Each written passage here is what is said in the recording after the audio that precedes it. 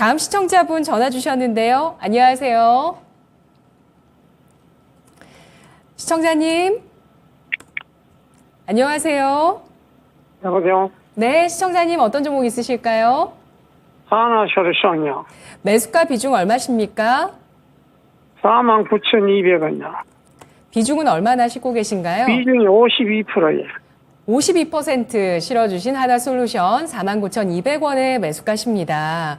네. 매수가가 좀 높으시네요. 예. 예, 최근에 주가가 하락을 하면서 손실폭을 계속 키워나가다가 오늘은 7.4%의 급반등이 나왔습니다. 37,750원 선의 종가를 형성했는데요. 시청자님 궁금하신 점 말씀해 주세요.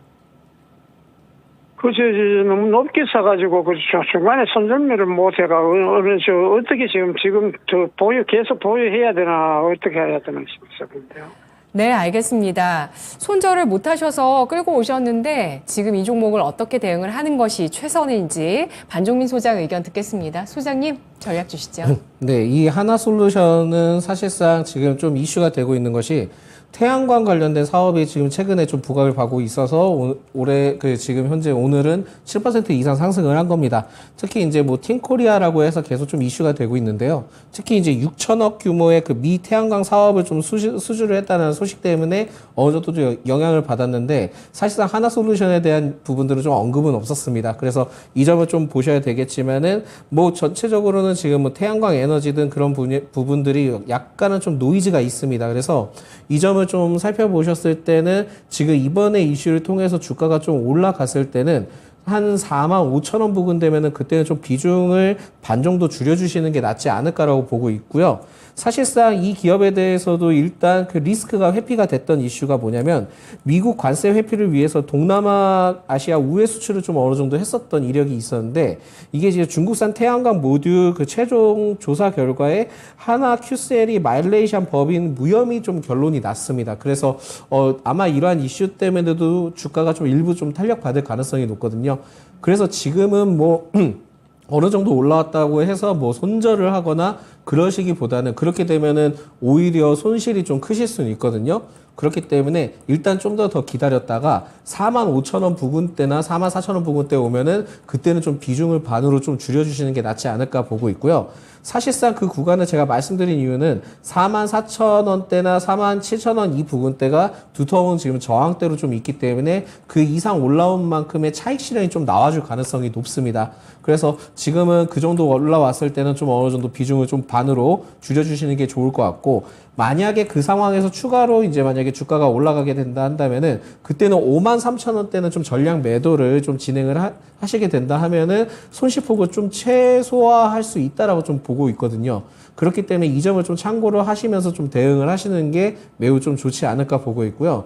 지금 현재는 이 태양광 관련된 이슈가 지금 현 정부에서는 그렇게 비중을 좀 어느 정도 지난 정권보다는 좀 비중을 좀 어느 정도 줄였고 원자력 쪽으로 좀 많이 편성을 시켰기 때문에 당분간은 그만한 좀 좋은 이슈는 있기는 힘들 것 같습니다. 그렇지만은 해외 쪽이나 이런 부분에 대해서도 좀 수혜를 받을 가능성은 좀 어느 정도 기대를 하고도 남을 가능성이 높기 때문에 지금은 일단 지금 손절 타이밍을 놓치셨다라고 얘기는 하셨지만은 지금은 손절할 때가 아니다라는 거를 먼저 말씀드리겠고요. 일단 45,000원 되면 그때는 좀 비중을 반으로 축소를 하자.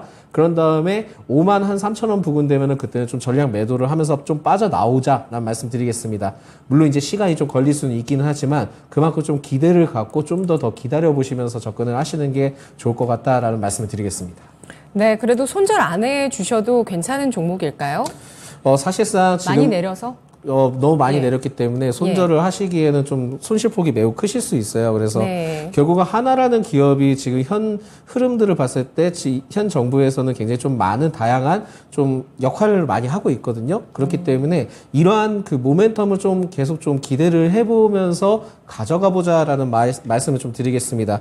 비중이 52%시기 때문에 지금 막 적극적으로 빠져나오고 다른 종목으로 갈아타야지 하시다가는 오히려 손실폭이 좀 매우 크실 수 있고 오히려 굉장히 좀 마음고생을 하실 수 있습니다. 그래서 지금은 손실폭을 좀 최소화하는 조건으로 일단 45,000원을 했을 때는 좀 비중을 좀 세게 털어내자라는 말씀 드리겠습니다. 네, 시청자님. 예, 예. 네, 하나솔루션이 2020년 7월 이후에 3년 만에 저점을 경신하긴 했는데 노이즈 안에서 또 호재를 반영하는 구간이라고 보고 있습니다. 미국 상무부의 결론 관련해서인데요. 전략 챙겨드릴게요. 예, 예. 네, 고맙습니다. 감사합니다. 네, 현지 시간 18일에 미국 상무부에서 동남아시아 국가를 통해서 중국산 태양광 모듈이 미국 쪽으로 우회 수출되는 그러한 혐의들에 따라서 기업들을 조사했는데 여기에서 하나솔루션의 큐셀 부분이 혐의 없음으로 인정이 됐고요. 또 여타 기업들은 혐의가 있는 걸로 나오면서 관련한 수혜가 기대되고 있는 상황입니다. 45,000원의 비중 축소 필요하다는 의견이고요. 강한 매물대 놓여 있는 구간입니다. 이후에 쭉 보유해 나가면서 53,000원에 도달했을 때 전략 매도하자는 전략이었습니다.